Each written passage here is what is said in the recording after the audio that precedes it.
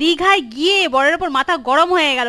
আমি তো এদিকে ছবি তুলতে ব্যস্ত, দেখো এদিকে ছবি টবি তুলছি, ভিডিও করছি। আমি তো ছবি তুলতে ভীষণ ভালোবাসি, ভিডিও করতে ভীষণ ভালোবাসি, যেখানেই যাই না কেন আমার ওই ফোন নিয়ে শুধু ভিডিও আর ছবিগুলো করতেই থাকি। এদিকে আমি বরকে বলেছি, বর বর এদিকে আসো, এদিকে আসো আমার সাথে ছবি তুলবে, কিনা বর তো ছবিই তুলছে না।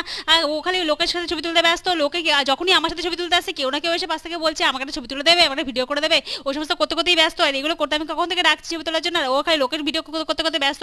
আর আমি তো এদিকে বকে যাচ্ছি।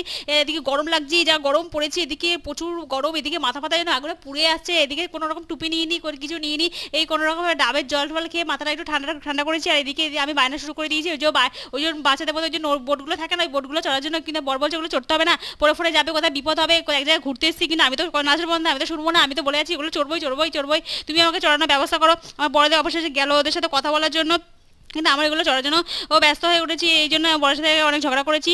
এই শেষমেশ গেল ওদের সাথে কথা বলার জন্য, দেখো।